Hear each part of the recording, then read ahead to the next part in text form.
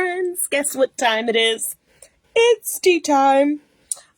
Today is going to be very difficult for me, but I have never felt more strongly about a tea time topic than I do today's tea time. And I've got to tell you, it's going to be 103 with the heat index today. So we're having iced tea, not hot tea. I skipped the hot tea today. All right, so let's get to our tea fact, okay? Today's tea fact is the tiny hairs on an unopened tea bud are called peyote fuzz, and they actually help keep the young tea leaf cool. I asked Lucy May today for a tea fact that could help us stay cool, and this was her tea fact. Before a tea leaf unfurls, it's covered with delicate, silvery white hairs called trichomes, and they're often referred to as peyote fuzz. These tiny hairs reflect some sunlight, slow moisture loss, and they create a thin layer of still air around the bud, almost like the tea's own mini sun umbrella. We need a big sun umbrella today. It's going to be a scorcher here. Nature designed the youngest tea leaves with their own cooling system. Don't you wish we had our own cooling systems? Long before humans invented air conditioning. And then Lucy May, I love her. I did not tell her today's tea time topic at all until after we had our first tea fact and what she thinks, kind of stuff. She gave me a tea thought for today. I didn't ask for a tea thought, but she gave me a tea thought. Her tea thought today fits perfectly with today's tea time topic, sorry. And it says, if God cares enough to give a tiny tea leaf or a tea bud its own protection from the heat, how much more does he lovingly provide what we need in the seasons that feel overwhelming?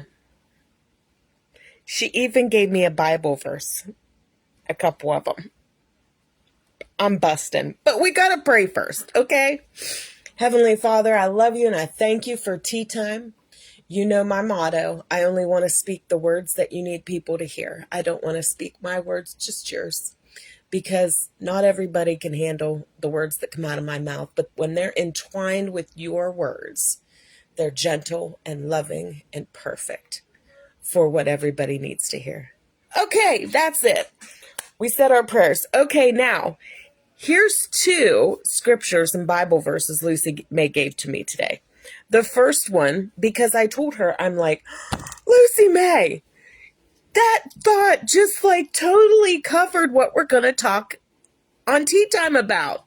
Because as I was sleeping last night, I was dreaming and talking to God in my dream about always tea time and people. And one of the things was, without my words being entwined with God's words, I can do no good thing. She gave me a Bible verse, 2 Bible verses with that. John 15:5 says, for apart from me, you can do nothing. I'm a firm believer in that. Apart from God, I can't do a daggone thing. And I'm going to get into that. And it's Isaiah 55:11 in the New Living Translation says, it is the same with my word. I send it out and it always produces fruit. So God's word always produces fruit. It will accomplish all God wants it to accomplish, and it will prosper everywhere he sends it. True story. Because here's why I say this, okay? When I believe other words and words that aren't God's words, and I intertwine other words that aren't God's words with God's words, I can jumble up a life. Like, I can make a mess of things. So I never want to do that because I lived in a mess, a less of my own making, a less of my own mind, a mess of my own mind. And Joyce Meyer says that the biggest place of battle for the enemy is our own mind. God's enemy is our own mind and what we think and our thoughts and our thought life. That's why I forget where it's at, but it says renew your mind daily. And we got to do that. Like, I have to. I can't not do it.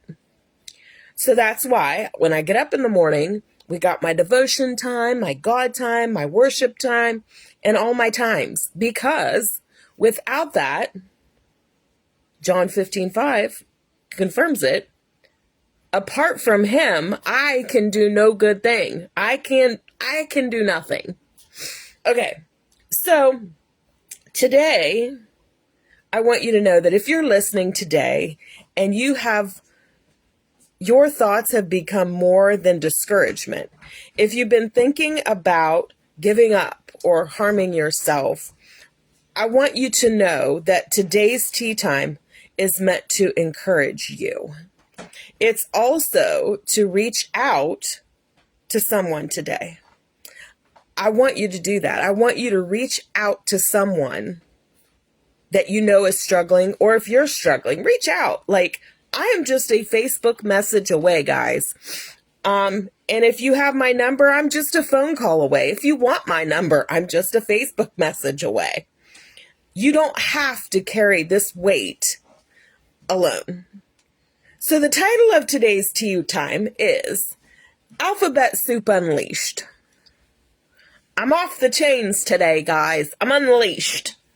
It's going to be good. Okay.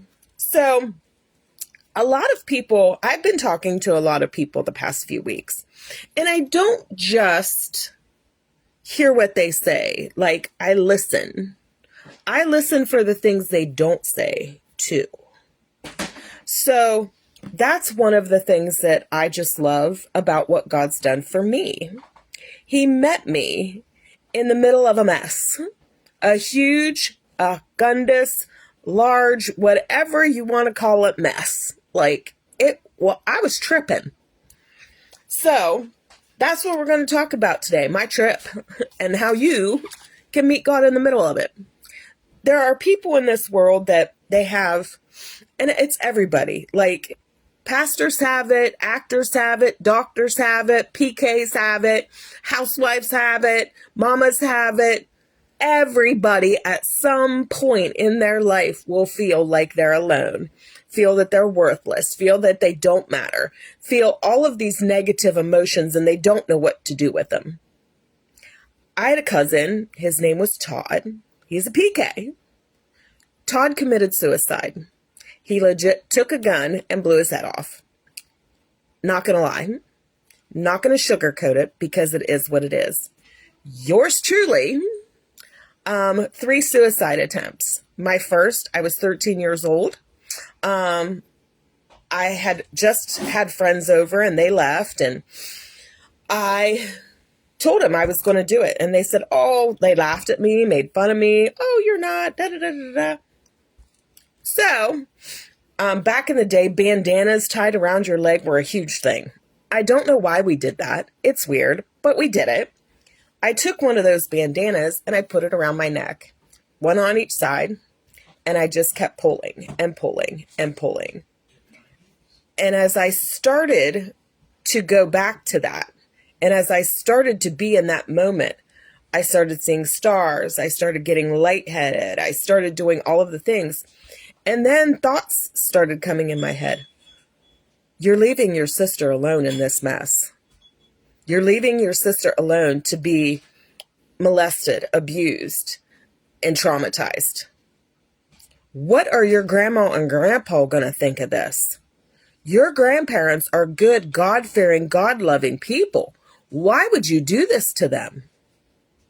And the more those thoughts of leaving the people I was going to leave behind entered, the less I pulled and the more I let it go. Then God started talking even more. He started speaking to me things I didn't know at the time. I'm 13 years old. I had a Bible, but I didn't really use it yet. And I didn't really know much about it. I was a Catholic schoolgirl, just transferred to public school, which was why part of the trauma. The other part was who I was living with, my parents and my stepbrothers. And so God started speaking to my heart. And he started saying, you don't have to do this alone. You're not alone. You're never alone. So fast forward, I'm 16 years old and I start getting Bibles and I start wanting Bibles and I start wanting to collect Bibles and I start reading the Bible. And there were different scriptures and different verses that he brought to me. Philippians 4, 8, and 9, we talked about that before, was one of them. Okay, so I'm in the middle of a mess. Doctors seem to think that the part of the reason was my mom died when I was 8, which is fine. That's first trauma 1. But there are other traumas in there as well. As I grew and I got married, I did a very huge disservice to my family, to my husband, to my children. I married, didn't know that I was a full-blown mental patient, because back in the day, you didn't talk about these things. You didn't say, hey, I have this problem. If you were a kid and you were very chatty, very hyper, it was just, let's sweep this under the rug. We don't want to talk about this. You never went to the doctor. You never got a diagnosis. That's just not what you did in the 80s, the 70s, the 80s. Nobody talked about it. It's just normal. And under the rug it went. So I'm an adult. I bounced around to therapy a few times early in my marriage after I had Zachary. After I had Zachary, I went to a doctor because back then it was probably, what's that called? I got to think a minute. Give me a second. Moms get it. Postpartum depression. It was probably that. But again, no name put on it. You're bipolar, let's give you lithium. Well, I called my Aunt Sherry, who is a pastor. I called her on the phone and I'm like, Aunt Sherry, this is what they're saying. And she's like, Beck, she's like, you're a child of the Most High God. You don't need this. You need God. And so I dug into my Bible and started getting fed. But I still sat on the fence. I never went all in for anything. Like, I'm sitting here and I'm just like, well, this looks good over here. And I was a horrible mother because of this fence sitting. I didn't realize what God was saying to me about myself, about my kids. And I put conditions on the love I gave, on the love I gave my husband, on the love I gave my children. I put conditions on it. And that's not what God does. God does not put conditions on the love he has for us. Jesus said he would never judge. He's like, he could have, but he said, I'm not going to throw stones. And here's the thing that I didn't realize then, that God has shown me now. The troubles that I have are small and they don't last very long. 2 Corinthians 4:17 in the New Living Translation. For our present troubles are small and they won't last very long. And yet they produce for us a glory that vastly outweighs them and will last forever. God's glory came into my troubles, into my darkest moments, and I didn't even realize it then. I think it would have been, we were living on 2nd Street in Denison, so I'm going to guess that it was I'll say 98, 99-ish. Those 2 years were largely spent in bed. Like, Tommy would give me drinks and food before he went to work, and I would still stay there when he come home. It's just what I did. I had endometriosis at the time, didn't know. I had 4 different doctors prescribing multiple narcotics, and I was in severe pain 24/7. I had 1 free week a month, and that was the week, the week of my period, pain. The week I ovulated, pain. The week after my period, pain. So I only had 1 week there in the middle that I wasn't in pain and that I could actually get out of bed if I wanted to. There were moments where I actually crawled to the bathroom. And this whole time from, I think, late 97 into 2000, so for 3 years, doctors kept saying, you have colon cancer. And I'm like, dude, then if I have colon cancer, shouldn't all of this pain and shouldn't all of these issues be 365 days a year? It's not. It's female related. I tried everything to get doctors to listen to me, and they didn't, which is why I'm kind of the way that I am with doctors now. I'm kind of lost.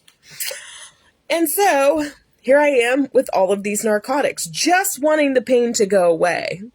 So my second suicide attempt was probably 98, 99, and I just took a bunch of pills. I couldn't even tell you what I took. I didn't get sick. Nothing happened. I just got very, spacey. And the pain never went away. Ever. And so during that time, I was still sitting with God, but I still talked to him. And I'm like, listen, I need this pain to stop. I can't function as a mom. I can't play with my kids. Zachary was like 3. I had taught that child how to bring me a can opener and a can of stuff and a bowl and cook his own lunch in a microwave before he went to Head Start. He would go next door at 3, 4 years old to the neighbor's house, and they would put him on the bus for me. Because Tommy's at work, Brittany's at school, it was just me and Zachary. And look what a mess that was. And that whole time, God said, I'm going to read out of the Amplified because I just love it.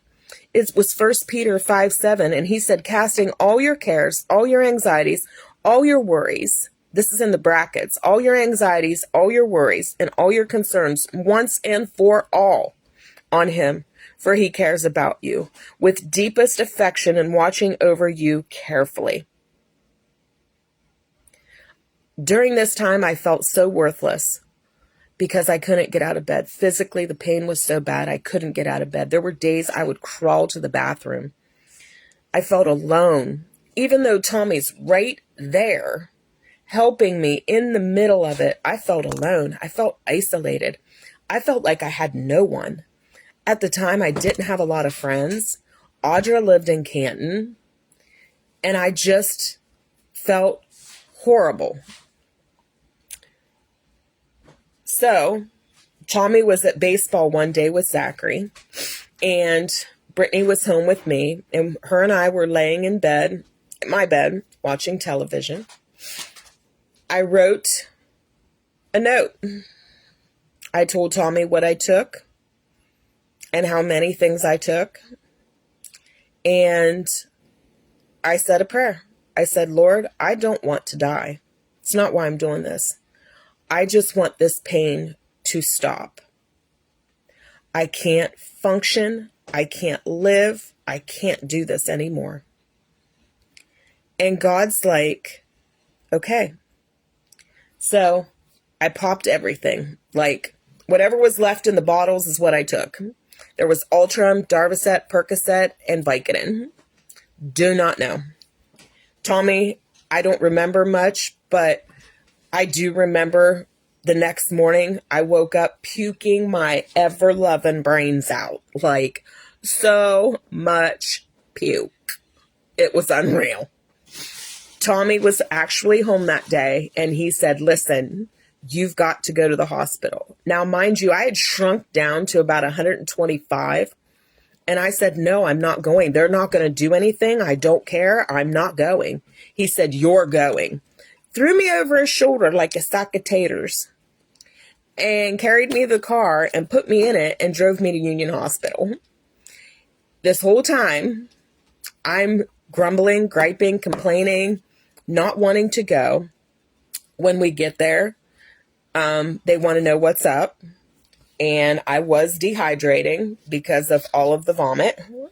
And I wasn't drinking anything. I could barely move because of the pain and all of that. I was in a really, really dark place. Cut off, unworthy, unloved type of place. Tommy was always there, though. He never left. He wanted to help. He just didn't know how. So that day, he takes me to the emergency room. And what happens then, a doctor out of all of these years, so we're talking 3-4 years, finally listens. Tommy's like, listen, this is what she did. And I said, I didn't want to die. I'm not suicidal. I did not want to die. I said, I just want this pain to stop. And Tommy said, this doctor that she goes to, Dr. Wizu, he is just worried about getting paid for these injections that she's supposed to be getting. So he's like, well, she's lucky because Dr. Wizu's on vacation. How about we send you over to Dr. Delacruz? The next day, I'm sitting in Dr. Delacruz's office. This is how rapid God works, guys. I'm sitting in Dr. Delacruz's office. He did a pelvic exam. He says, listen, I feel it. And if I feel it, it's not good. So I can't help you. I could do surgery and cut it out, but when you cut it, it's just going to come back. So I'm going to send you to a doctor who specializes in the impossible. His name is Dr. John Carlin. Here's his number. I want you to go see him. So I go home. I call. Here's God again. Here's God showing up for me. This guy has a cancellation the very next day. So this is a matter of 3 days in a row of me being me. And can you be here tomorrow morning? I yell for Tommy. Tommy comes up to the bedroom and he's like, yes, take it.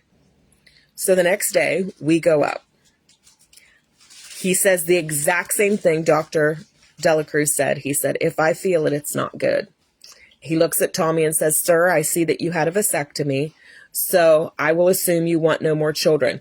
Tommy throws up his hands because this is the first time in like 5 or 6 doctors, 2 or 3 hospitals that somebody actually looked at the chart and saw this. And Tommy throws up his hands and he's like, this is what we've been trying to tell people. We have our daughter. We have our son. We don't want more children. Dr. Carlin says, perfect. He says, we need to get her into surgery as soon as possible. We're going to go in and explore things, but we may remove both ovaries and more. Definitely her uterus. Because endometriosis, your uterus is like turned inside out. And the endometrial lining shoots like silly string all over your female stuff and other organs because it's all kind of together.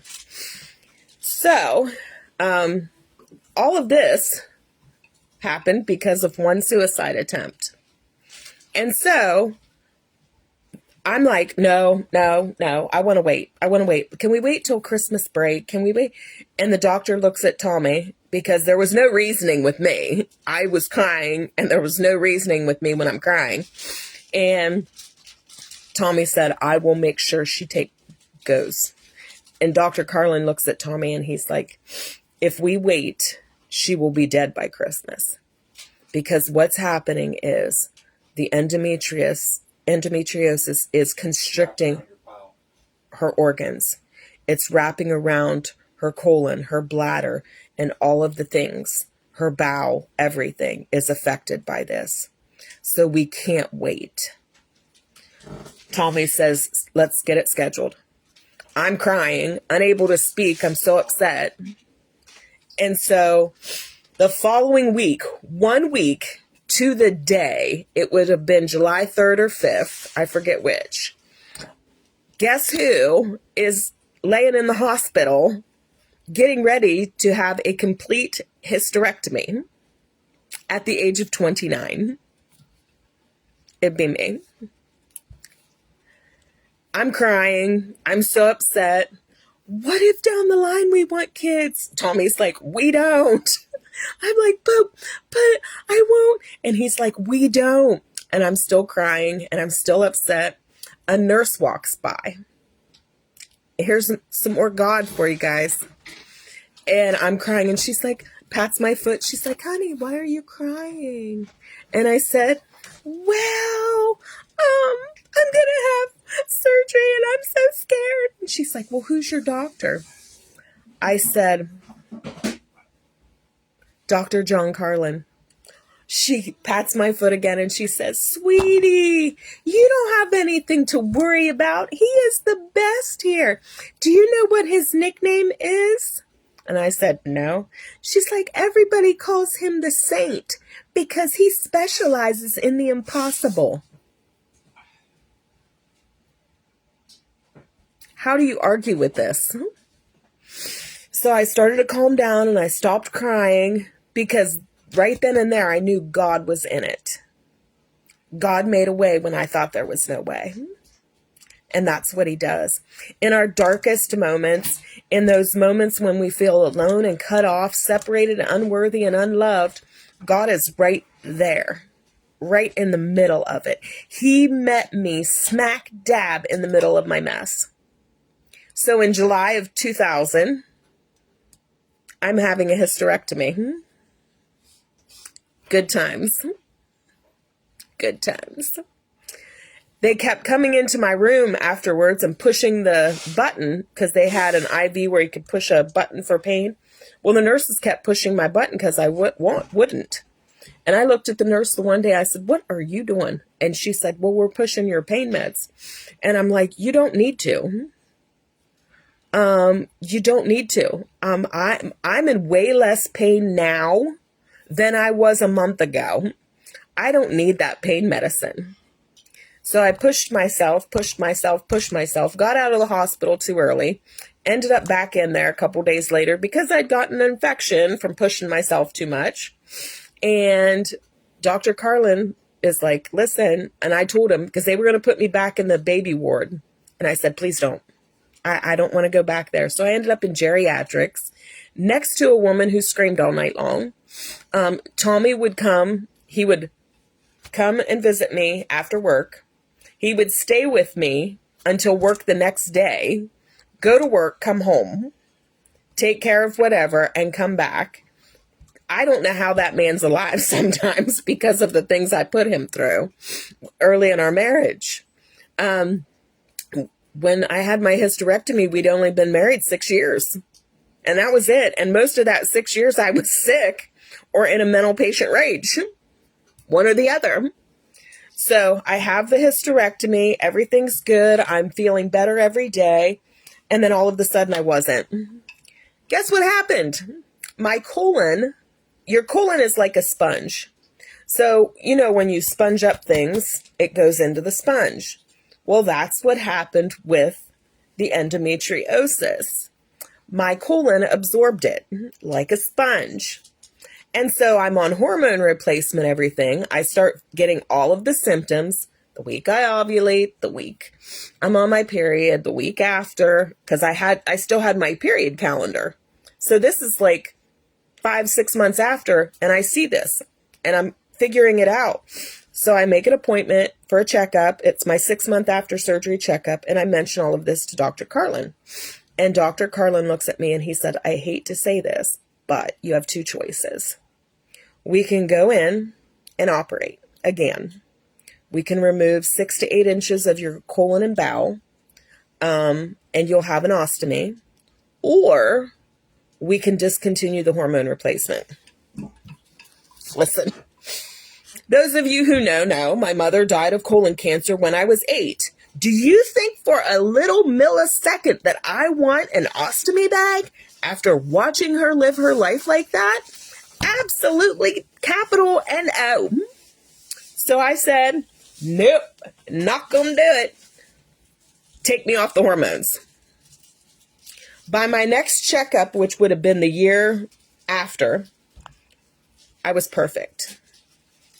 I did have wild emotions most days. However, there was no more pain. There was no more anything. The most I got was the wild emotions, but it was also night sweats. Like, those were brutal sometimes. But it's good because Tommy gets them too. So it's great that we each have our own fans. So I'm not mad. But everything was going great. I was feeling better. I was getting out of bed more. I was doing more things. I felt whole again. Hysterectomy, best thing ever, guys. And then my nephew TJ came to live with us in 2009. TJ has, and I called them alphabets because I don't want a doctor's diagnosis of mental illness or anything else for that matter to define me. I want God to define me because he calls me a work of art. He calls you a work of art too. And if he says it about me, he says it about you. He's not like partial like that. So when TJ came, his alphabets didn't play nice with my alphabets at all. And if you ever have one of those great big huge rugs in your area, rugs or whatever, TJ took mine when he came to live with us. And I came unhinged, like unleashed unhinged. And I had suicidal thoughts again.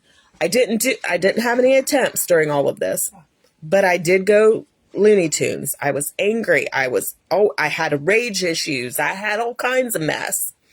And the whole time, my husband is loving, supportive, and I'm mean. Like, I'm a meaner wiener to him sometimes. Especially then. And he got a mini fridge for our room.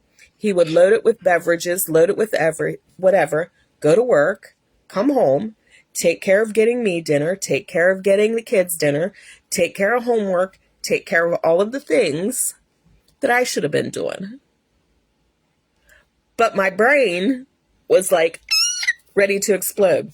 So from about, I'd say 2000, end of 2011 into 2013, most of my time was spent in bed. In 12, I had a foot surgery. He was working at Richard's Medical at the time. The doctor prescribed a bedside commode because I was no weight bearing after the foot surgery. That was my license to never leave the room. Like, I didn't have to leave my bedroom anymore. I could stay in my bedroom from the time I woke up till the time I went to bed. Play on the computer. He bought me a laptop. I could do whatever and not have to leave the house. If I had an appointment, I did leave, but I always had somebody with me, normally my dad. My dad would go with me. If Tommy wasn't working, Tommy would go. I would take a kid. Rob would also be my bodyguard, but somebody was always with me. I could not go anywhere alone. I remember Zachary's 8th grade trip. Tommy and I went to supper at Denison Yard. I had a panic attack there because I was so worried about Zachary. I didn't go back to Denison Yard until probably 10 years later. And it was because that's what agoraphobia does. Agoraphobia, wherever you have a panic attack, you won't go back there because you feel people judging you or whatever. I lived in such darkness during these years that I don't know why. I don't know, other than God, how Tommy is even still married to me. I was that bad. It was awful. And God met me right in the middle of all of it.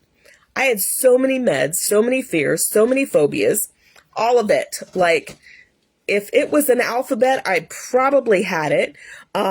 If it was a dark place, I was probably there. At this time, I was like, okay, God hasn't helped. This was my brain then. And this was 2013, from 2013 to 2015. I was like in such a dark place that I'm like, God doesn't love me. God's not there. This has separated me from God, and I cannot do this any longer. And so I was, Tommy would be so much better if I wasn't here. The kids would be so much better if I wasn't here. Da da da da da, and all of the things. And it wasn't true. None of it was true. We tend to believe what doctors say because, doctors went to school and no more. We tend to believe the diagnosis when none of that is true. God never said any of this. God didn't tell me, hey, you're suicidal and you have PTSD. And God doesn't tell you that. God doesn't tell you that he doesn't want you. God doesn't tell you mean things. That's not who God is. My mother-in-law had prayed for me for years. So from the time I married her child, which was 94, all the way up to 2016, my mother-in-law even now, my mother-in-law prays for me. Well, she started buying devotionals for us. All of the girls in the family got a Mornings with Jesus book. I didn't get the first one. She had given it to someone to give to me, and it never got to me. So the following year, she said, hey, you never said anything about this devotion. It was towards the end when she's getting ready to give us the 2016. She said, you never thanked me for that Mornings with Jesus book I got you. I said, because I didn't get a Mornings with Jesus book. And she's like, oh, why? I said, I don't know. Who'd you give it to? And she told me, and I said, well, I never got it. So this time, she hand gives me this devotional book. And she goes, here, please read it. I love you and I'm praying for you. Now, mind you, this is the same person that she's giving this to that has screamed at her, hollered at her, cussed her, and just been a crazy lady to her mother-in-law. And this is what I'm here to tell you. If my mother-in-law had not been faithful to God and what he had called her to, if my mother-in-law had never given me this, I wouldn't be where I am today. I honestly believe it. I would probably be in a grave. This was the very first. And at this time, I'm a sarcastic pain in the butt when it comes to God. Didn't believe that God could do any good thing for me. And listen to this. All who want to come after me must say no to themselves. Take up their cross and follow me. Luke 9:23. And so I'm laughing at God. I'm like, okay, sure. From now on, I'm not going to do anything I want to do. I'll follow you. Yeah. And that's gotten me so much good. And God's like, are you serious? And I said, sure. Yeah. I'll follow you wherever you lead me. Let's go. This was on, let's see, what day was it? It was on a Friday. So Sunday would have been the 3rd. I woke up, read this book. I wasn't reading my Bible yet. I was just reading this book to appease my mother-in-law kind of thing. And I'm like, okay, Lord, where are we going to go today? I'll follow you. God said, let's take a walk. I'm like, God, it's January 3rd. It is snowing. No. He's like, you've got boots and a coat. Let's take a walk. So I walked. And I walked to a church. I didn't know I was going to church. But I stopped and God's like, stop. And I look up and I'm at a church. And God's like, go in. So I went in and I listened and I walked home. Following week, same thing. Only this time it's like blizzard snowing.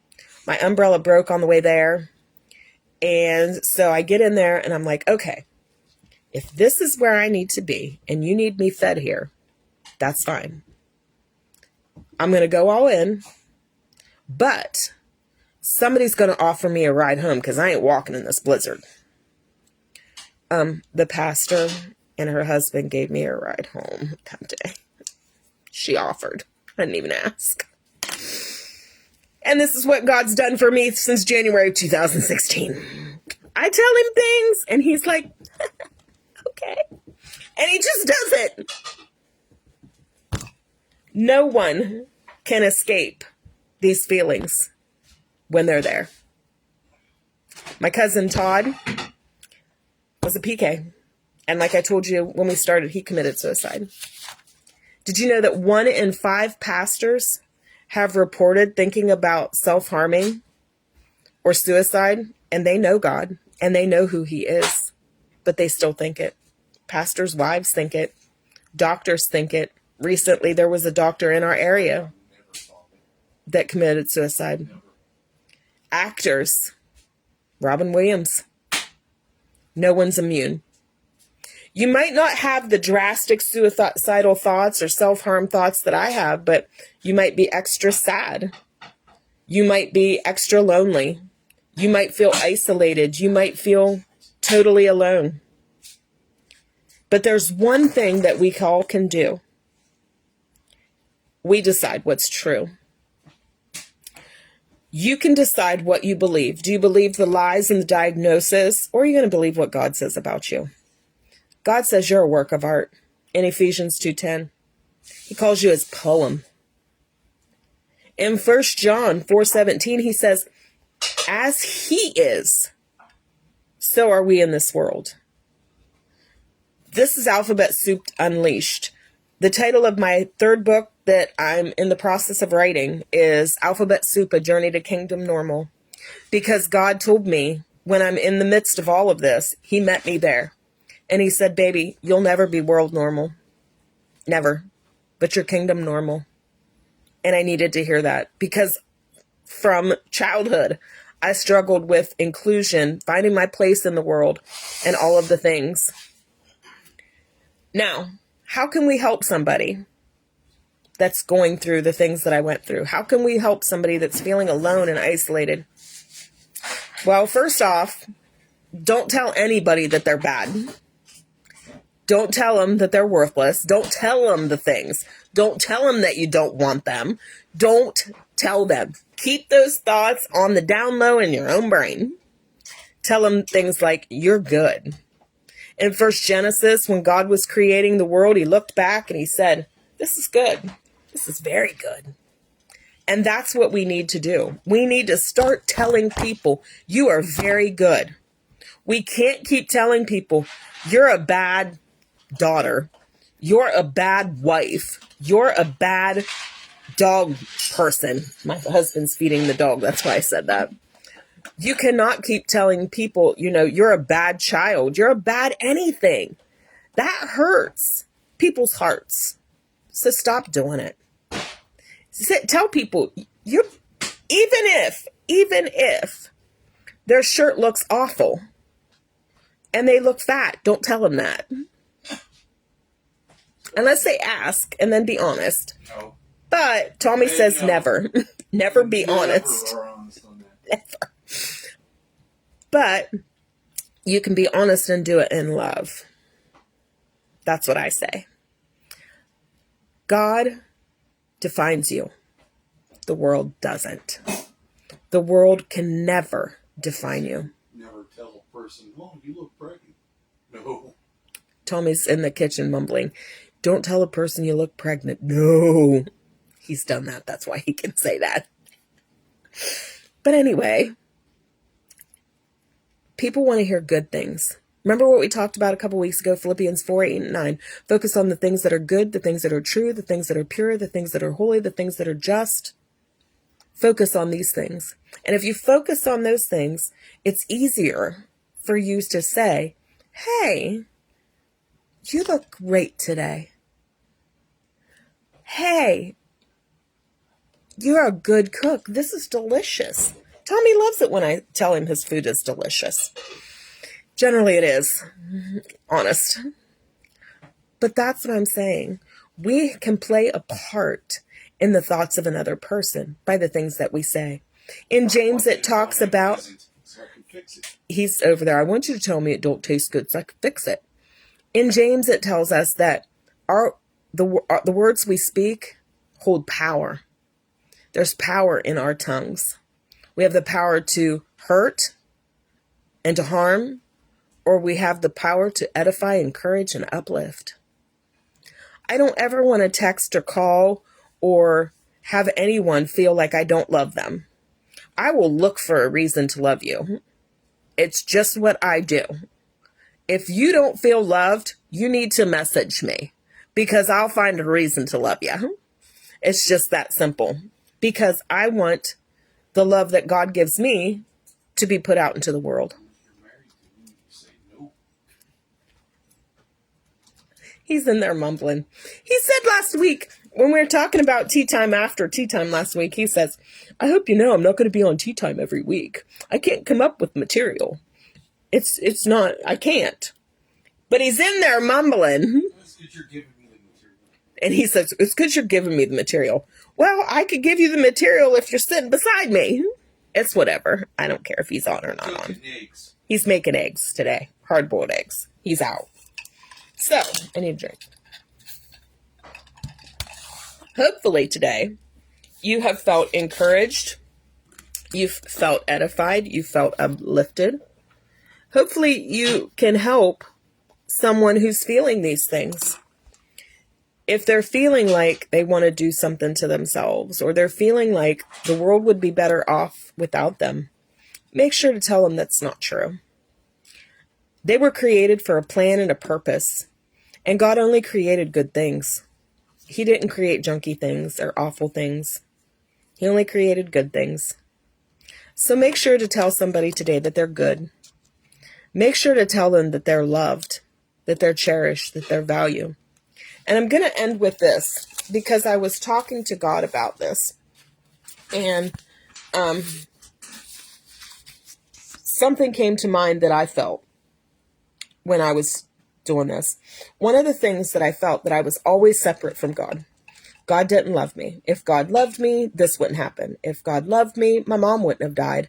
If God loved me, all of these things. Now I see it from a different perspective. God never left. He was always there. He was in the middle of all of it. He was in the middle of my mom's death. How did I know that she died at 9 o'clock in the evening when she died at 9:06? How did I know? How did I know if it wasn't for God, if it wasn't for the Holy Spirit preparing me? I wasn't even at the hospital. I was at home. My dad was at the hospital. So I see God in all of this, not just the hysterectomy part, but all of this, every area of my life, car accidents that I had, darkness, suicides, everything. I've seen God in it. So I'm going to read to you from Romans 8:31-39. And it says, so what does this all mean? If God has determined to stand with us, tell me, who then can stand against us? For God has proved his love by giving us his greatest treasure, the gift of his Son. And since God freely offered him up as the sacrifice for all, he certainly won't withhold from us anything else he has to give. I believe the storehouses of heaven are open to me. Verse 33, who then would dare to accuse those whom God has chosen in love to be his? God himself is the judge who has issued his final verdict over them. Not guilty. God calls us not guilty, guys. So all of these things people are saying, you're not guilty of. He said so right there. Verse 34, who then is left to condemn us? Certainly not Jesus, the anointed one, for he gave his life for us. And even more than that, he conquered death and is now risen, exalted, and enthroned by God at his right hand. So, how could he possibly condemn us, since he is continually praying for our triumph?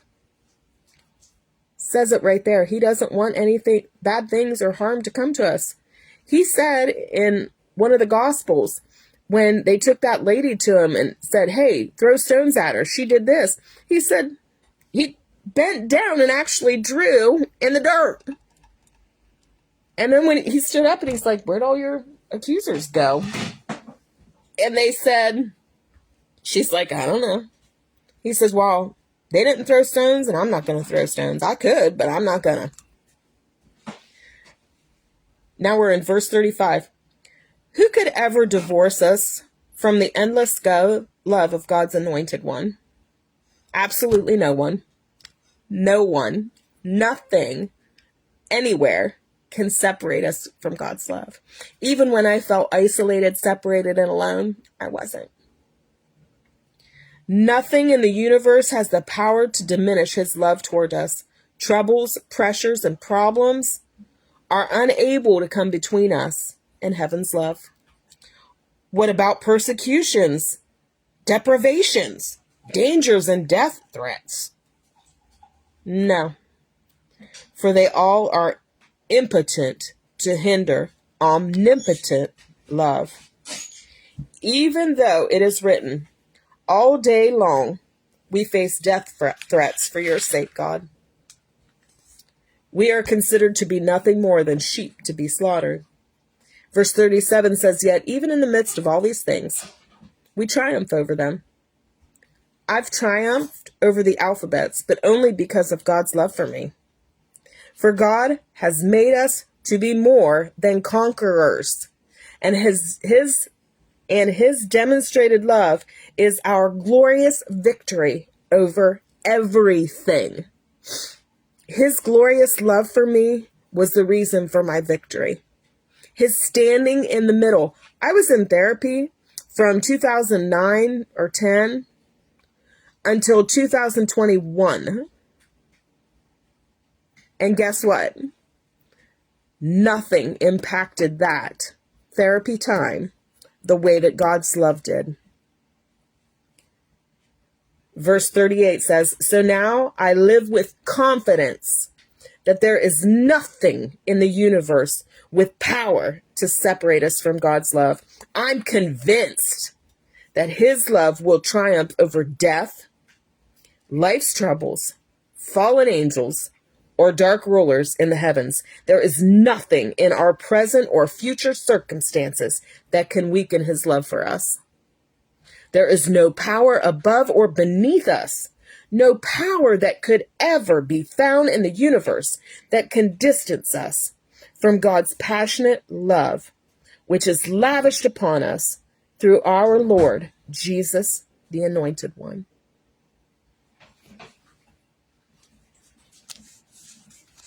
And I've got to tell you, don't be the reason that somebody feels that.